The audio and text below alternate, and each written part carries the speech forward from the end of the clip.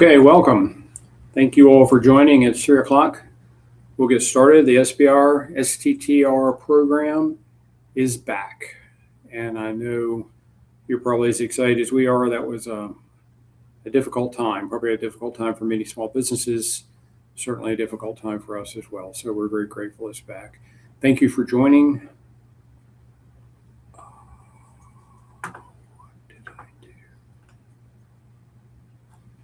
Thank you for joining. We're going to go through a review of the bill as passed last night at 5:22. We're going to do a little background on the program at all as it has been formed since 1977. We're going to talk about the legislation, the actual Senate bill 3971, which is right there, or a picture from the Senate bill. We're going to talk about the impact of small businesses and a call to action for you, as well as review some of the resources that TechOp has. At the end, we'll have a time for question and answer. Please ask your questions in the comments section. We'll address those at the end of the presentation. So let's do a little bit of background on the program. This is a very long-standing federal program. It actually had its genesis with Ronald Tibbetts at NSF in 1977. The first program was actually created in 1982 by the Small Business Development Act, which created the Small Business Innovative Research Program. In 1992, Congress reauthorized the program under the Small Business Research and Development Enhancements Act, and a commercialization emphasis was added. In 2000, 8 years later, it was reauthorized again, called the Small Business Innovation Research Program Reauthorization Act of 2000. Happened again in 2001 as a part of the 2012 Defense Authorization Act. There was another reauthorization in 2016 in the 2017 National Defense Authorization Act, and again in 2022 on a bill called the SBIR and STTR Extension Act of 2022, which included 6 pilot programs. 2025, 2026, here we are again. The Small Business Innovation and Economic Security Act is where we have settled. There have not been a lot of other acts proposed, but this is where we are today. Let's review a little bit about why we're going through this process. What is this all about? Congress does have to reauthorize the act periodically, depending on what the act says.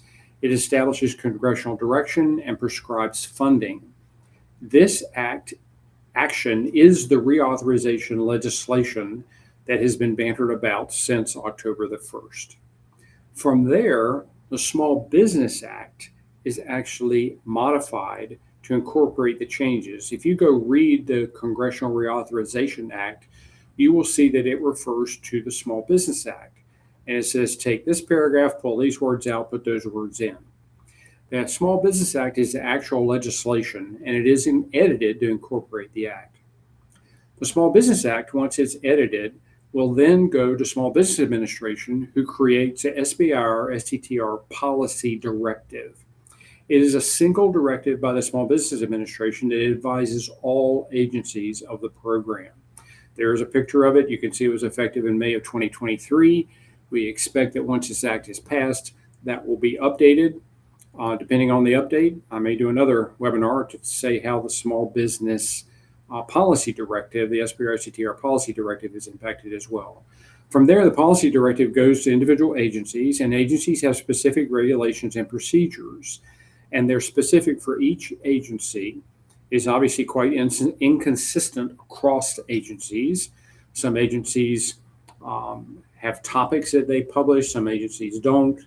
I mean, you've got to read very carefully because every agency does this somewhat differently. This is one of the agency-specific regulations and procedures homepage for DSIP for Department of Defense. And you can go and you can see there's several tabs there that have some of their policies and procedures. In this webinar, we're going to focus on the Small Business Act. The actual Congressional Reauthorization Act in and of itself is difficult and very boring reading, but we're going to focus on the Small Business Act. So let's talk about the legislation.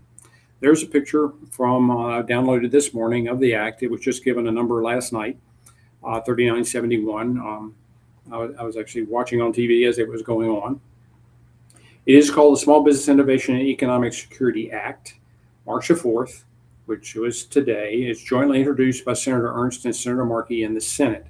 They were the chairpersons of the Senate Small Business and Entrepreneur Committee.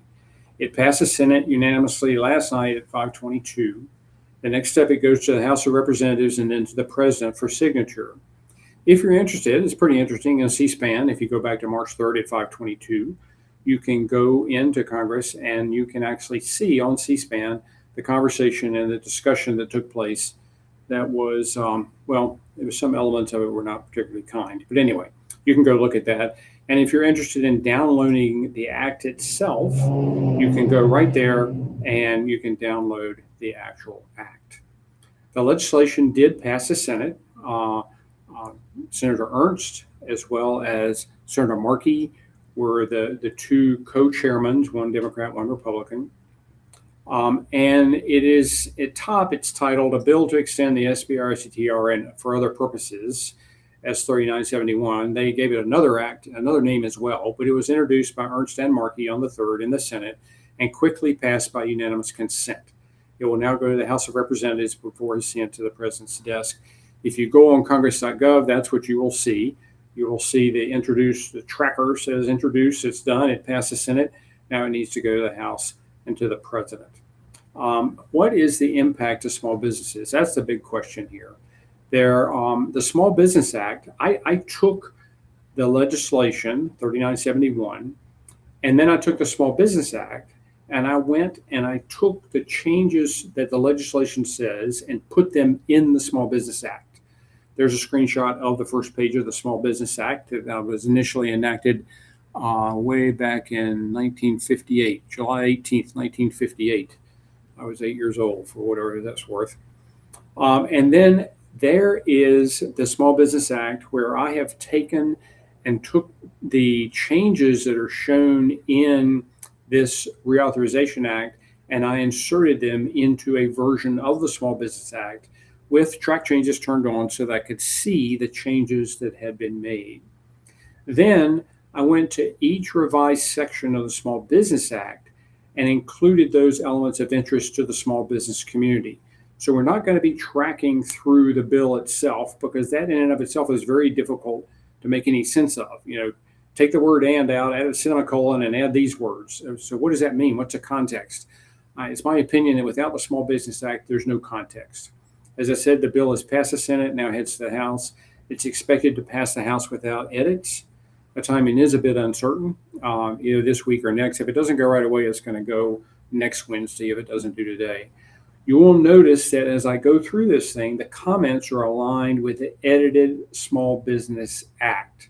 So it's not going to line up with the bill itself, and I explain the reason for that. So here's a line-by-line assessment of the Act, the changes to the Small Business Act, downloaded today from congress.gov, and this is the latest Small Business Act as amended through 1974 from January of this year. The section of the Small Business Act that is impacted is Section 9 and begins on page 174 of the Small Business Act. I'm going to run through page by page and section by section as to changes, and then at least my opinion of the impact on the small business. I've put changes in here, even if they seem to have no impact on a small business. I went ahead and tried to be thorough, so everything's in there.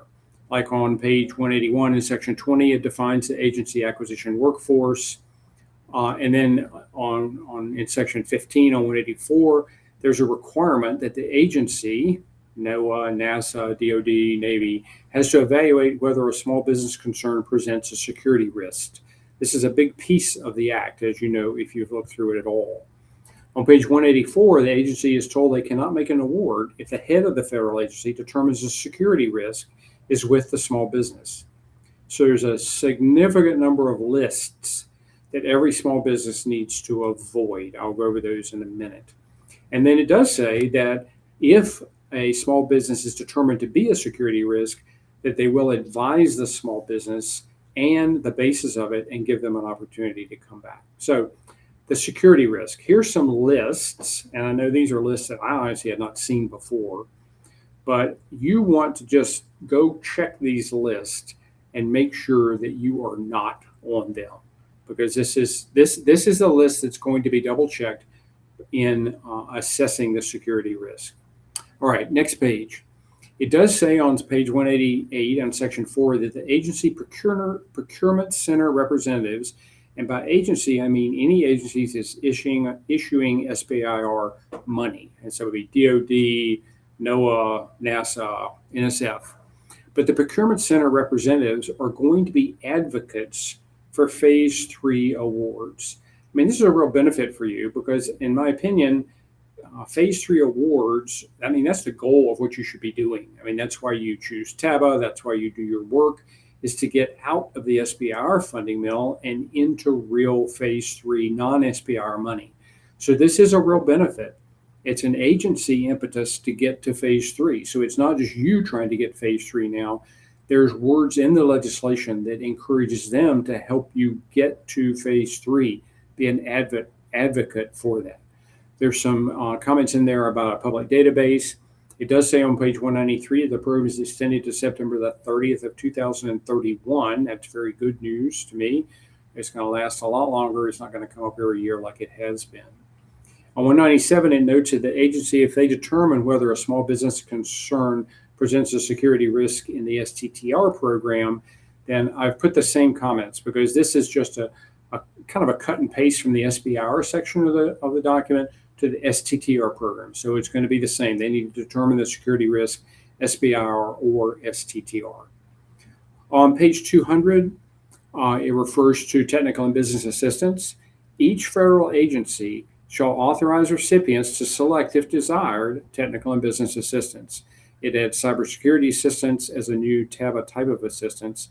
So the takeaway from this is that TABA, which has been used for commercialization by many small businesses, and we're a TABA provider, so we are familiar with them, for many of the DOD, for NASA, for Department of Energy, TABA is now going to be available for all federal agencies. So Air Force never had TABA before. It appears from this language that they will now. So TABA is going to be for all agencies. To me, that's very good news for the small business because there should be funding available to assist in commercialization of your technology, which, as I said, I believe that's where we're all headed. It does add a screening for potential foreign involvement as a new type of TABA assistance. So that's kind of interesting. And the involvement they're talking about is involvement in technology development. I'll get into that a little bit later, but I think we need to be really concerned in this whole foreign involvement focus of the bill. It does say on page 200 that there is an element of TABA referring to the small business's staff. It's interesting. It says that the small business can hire or subcontract TABA training assistants. It's kind of interesting. We're not exactly sure that we understand that phrase thoroughly, but it sure appears that the small business is going to be able to use some of the TABA money to actually train for how to use TABA. So that's kind of interesting. Anyway, also on page 200, it talks about phase 1 and phase 2. The amounts of $6,500 and $50,000, which is the same as it was before, but it's all discretionary TABA now. There is no more agency TABA. As you know, NOAA, for example, gave you TABA. Army gave you a TABA vendor. You had no choice. That's not true anymore. All is going to be discretionary. You're going to choose your TABA vendor. On page 202, it says the agency may perform targeted reviews of TABA, which would make sense. For the small business, I think you need to select a TABA vendor who's going to pass a review, because bad TABA vendors are going to be called out by an agency. What's a bad TABA vendor? Well, someone who doesn't help you get to phase 3, right? Someone who gives you 200-page market surveys but doesn't really help you figure out what the next steps are. So I think it's important to consider that. Now, for agencies with I-Corps, funding for training is an applicable TABA expense along with other funding options. So there's other ways to fund I-Corps, TABA expense being one of those. So I think in that, as you look at that, you should assess the value of I-Corps versus commercialization assistance that comes from TABA. In section On C and D and 5, it talks about creating standard model contracts for phase 1, 2, and 3. So potentially you're going to see consistent contract language, consistent terms and conditions. That would seem like that would be good news. And the federal contractor officer training is going to include phase 3 procurements. And as you know, phase 3 procurements are based on phase 1 and 2 from the SBIR program or sole source. Now, my experience in working here at TechOp and doing this kind of stuff since 2009 is that in general, the federal contracting officers were not aware of phase 3. They were not aware of the sole source mandate, as it were. And I know I've spent time working with federal contracting officers to understand what the legislation and what the requirement says for phase 3 procurements. What this says is that now that training is going to come from in-house. So that should improve phase 3 contracting. On page 204, it says that the agencies will identify small business concerns with strategic breakthrough awards and ensure consideration in the budget request and provide a report to the Senate. The strategic breakthrough awards will come up in a few minutes. I'll show you what that means. But anybody that has that should be identified for a phase 3. It also says, and this is really nice, it says in the act that the agency will establish direct access to program and requirements offices that may purchase technology. If you've been in the SBIR program at all, those are wonderful words for you. Really? I'm going to get past my TPOC. Sometimes, the real TPOC has been passed on to another job, and you've got one that doesn't really understand what you're doing. I mean, that happens occasionally. And it's very difficult sometimes to get to the actual acquisition office that would buy what you're trying to develop. But now there's wording in here that says the agencies will establish that direct access to programs and requirements office. So direct contact is really good news. And I know for us, TABA that's one of the things that we do, is we help you find those program and requirements offices. But now according to this language, we're going to have an advocate in-house. There's a couple of other comments in there about defining committees of Congress, commercialization readiness program expires at the same time, and excludes strategic breakthrough awards from the funding limitations. In 208, it talks about that they're going to open direct to phase 2 awards to DOE, NASA, and the Department of Education, and that's in addition to what it's already there for. So there's a potential of more direct to phase 2 topics that could be coming out of these other agencies, so that could be really good. They do talk about the Strategic Breakthrough Award, up to $30 million. The difficulty, a little bit in my mind anyway, is that it's 0.5%, but it comes out of the 3.2%. So it kind of dilutes the available funding for phase 1 and 2, or so it seems to read. But that they're getting the money from the SBIR program. In Section 3C, it establishes $30 million Strategic Breakthrough Award in one or more awards, and it does say that it can be in a series of awards. The $30 million and the title Strategic Breakthrough can carry you up to 4 years and a number of awards, and that's the max. There is a provision that you must come off of a phase 2, SBIR STTR phase 2 award to be qualified for a Strategic Breakthrough Award. The other thing, which I know many of you shudder at, is that you have to demonstrate 100% of matching funds. If I read that right, that means if you're going to get $30 million from the SBIR program, you're going to have to get somebody to give you $30 million on top of that. I don't know. We'll see how this works its way out in the actual guidance that's given out, but that's what it seems to say. And it says that you would need to provide market research to justify an effective solution. I put that in quotes. That's the actual words. That would assume to me that you need to have an effective solution to a particular use case. The other thing is in Section II, it says for DOD, and this is DOD only in Strategic Breakthrough, 20% of those matching funds must come from a program of record. In other words, non-SBIR STTR. So that to me, for a small business, that means, hey, you need to get those DoD business relationships. Let's emphasize those right away. There is a language in there that says these awards are to be made within 90 days of proposal submission. So it sounds like that's timely contracting. That's good. They do mention the establish award criteria, and there they are: advance the security capabilities of the United States. That's the number one thing that's listed. Enable new alternatives to existing programs. Establish customer and the federal agency expressed interest to purchase and integrate. Sounds like AFWorks, doesn't it? Private investment is undercapitalized. That's interesting. Where private investment is undercapitalized. So all these things are going to be considered. These seem to be the evaluation criteria. Now, when the solicitation is released, you'll read the exact the evaluation criteria. But it seems like they've given us some headlights on it right now. There are some other notes about the federal contracting officer and acquisition workforce training, where the funding's coming from there. It extends the provision in the commercialization assistance program as well. On page 229, it establishes a due diligence program in each agency to assess cybersecurity practices, foreign affiliations, investment relationships, licensing agreement, business relationships with foreign countries of concern. So, in my opinion, I think you should carefully consider your staff's affiliation with foreign countries, especially the PI and owners.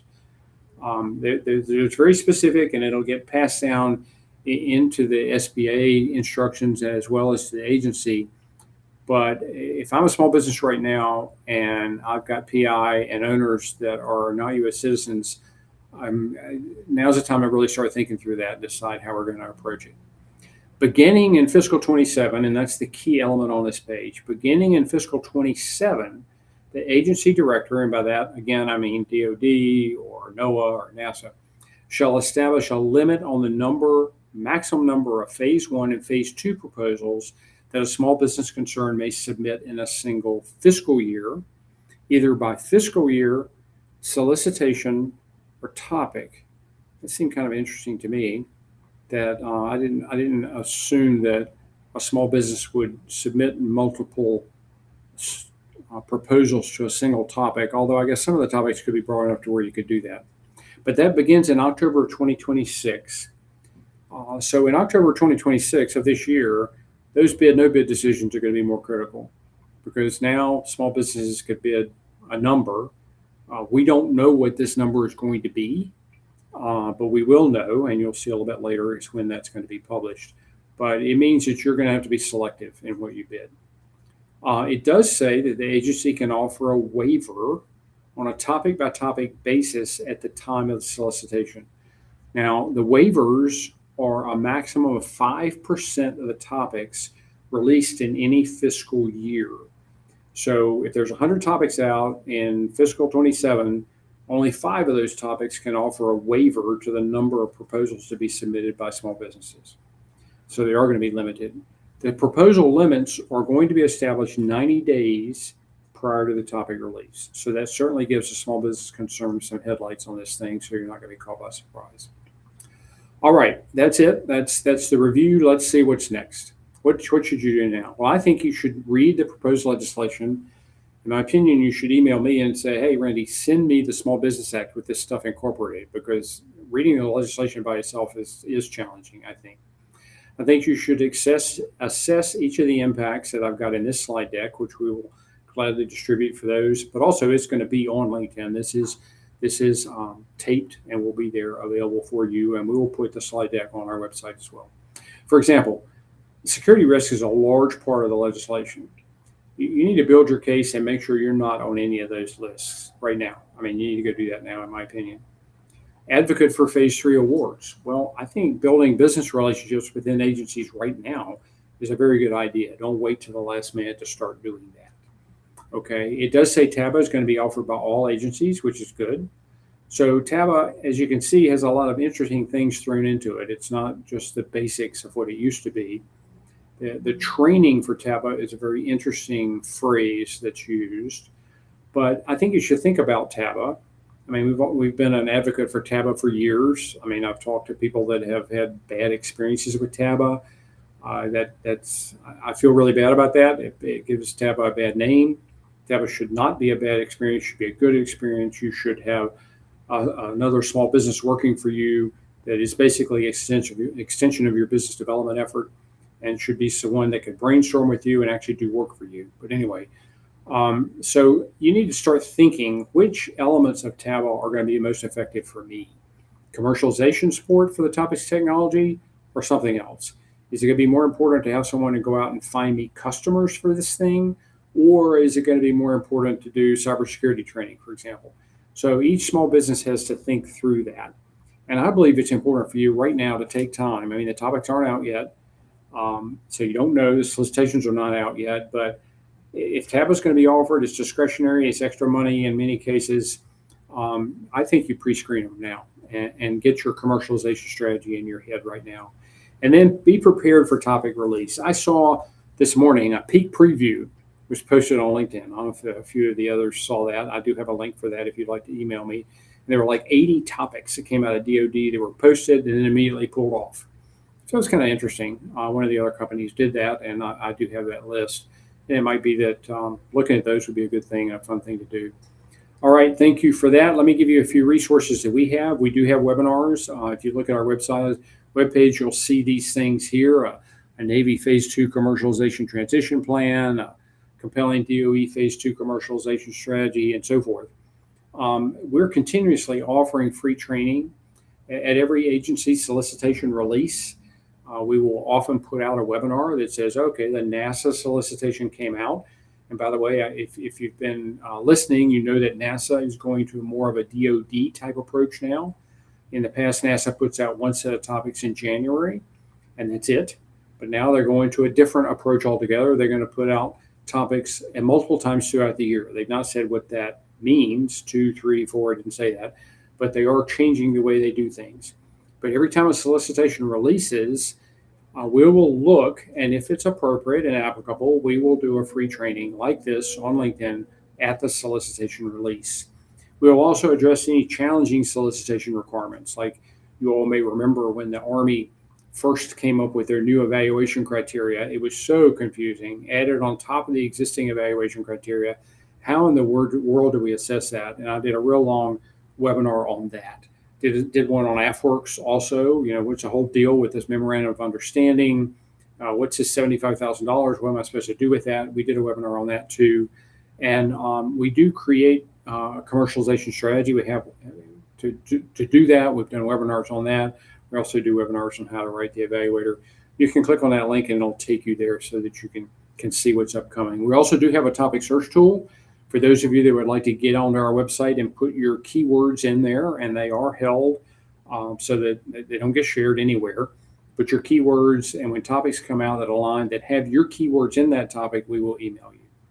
We also do proposal development, free and contracted assistance. As many of you know, if you've worked with me before, call me. I'm happy to talk to you about a topic, assess it, help you in the bid and no bid counsel. We also do education and guidance on TABA. What is TABA? What are the benefits of TABA? What does it mean for me? Is it worth me choosing it? We're happy to do that as well. We also have strategy guides for every federal solicitation. For people that have worked with me before know that our strategy guides are free for small businesses to select us for TABA. And I'll show you some pictures of those. People have told me that they're very, very helpful. It says starting with a blank piece of paper, you're starting with something that's structured. We also have hands-on proposal development consultant coaching to help improve your probability of win. We have firm fixed price engagements beginning at $5,000 in 4 to 6 weeks, depending on the solicitation's requirements. It includes authoring the commercialization plan, which many of you people have said, wow, that is great. Yes, please go do that for me. And acquisition of a letter of support. So those are the type of things that we do. There's a link that you can go to and you can see the exact services that we offer in proposal management. Here's an example of a strategy guide. This is a DoD, it's the Department of Air Force Phase 2 RFP in May of 2025.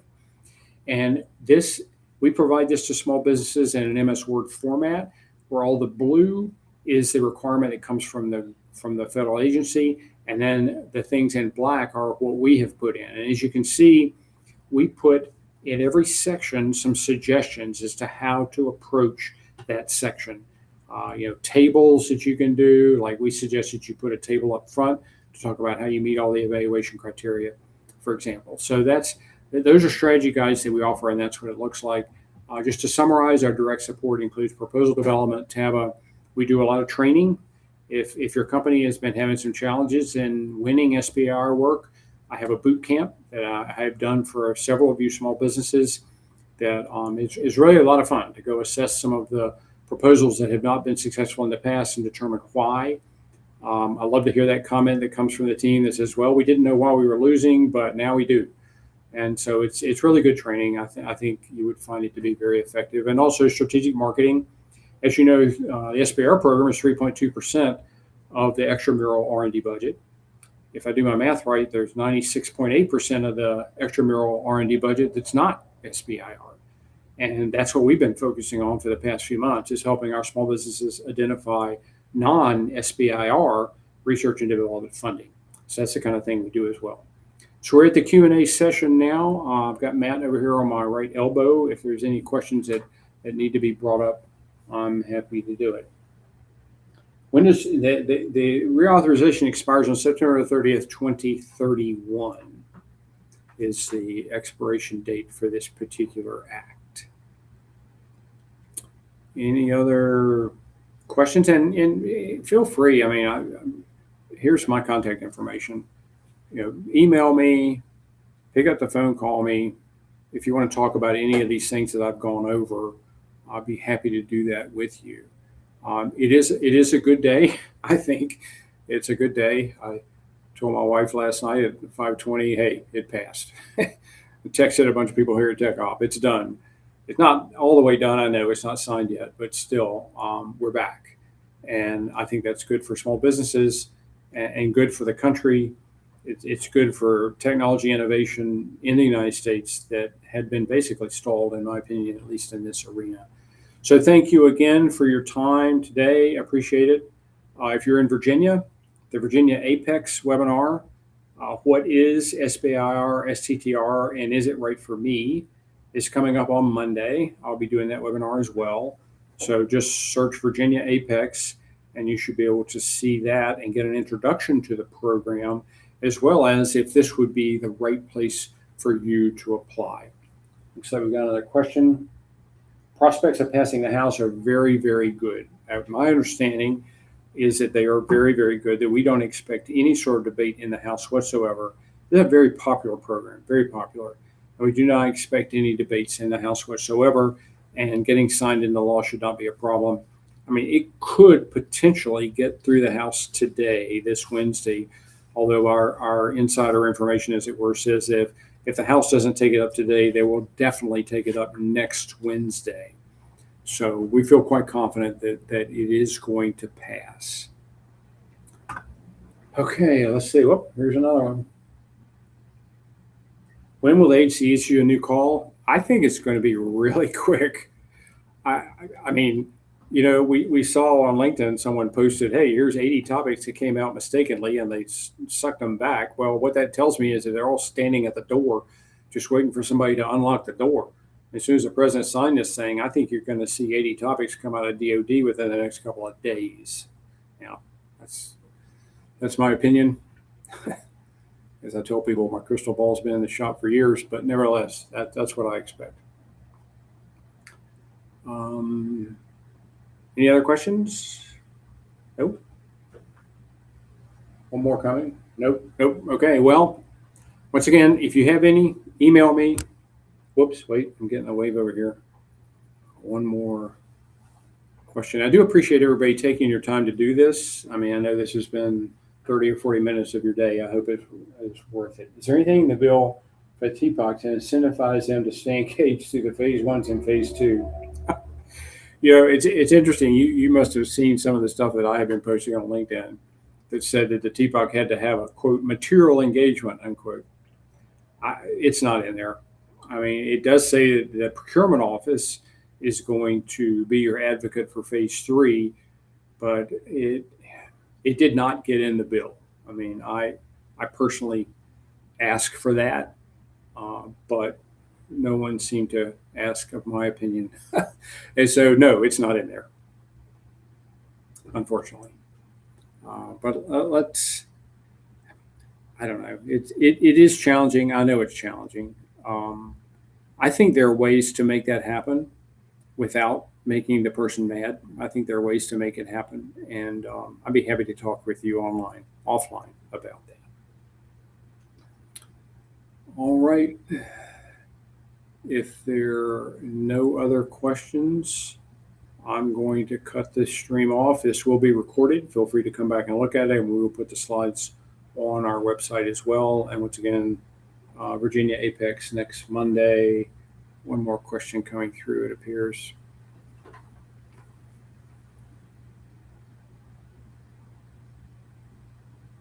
I do not think you're going to need to the question is, what about proposals you already got in? Am I going to have to resubmit? My opinion, the answer is no. You're not going to resubmit. They are going to be evaluated and reviewed. In fact, we've seen some trickling through already out of DOE and other agencies, out of NSF. You're not going to need to resubmit. I mean, think about them. The last thing they want to do is get another version to go read. They don't want that. So I don't think that's going to happen. You're going to see an award or decision made based on what you initially submitted, in my opinion.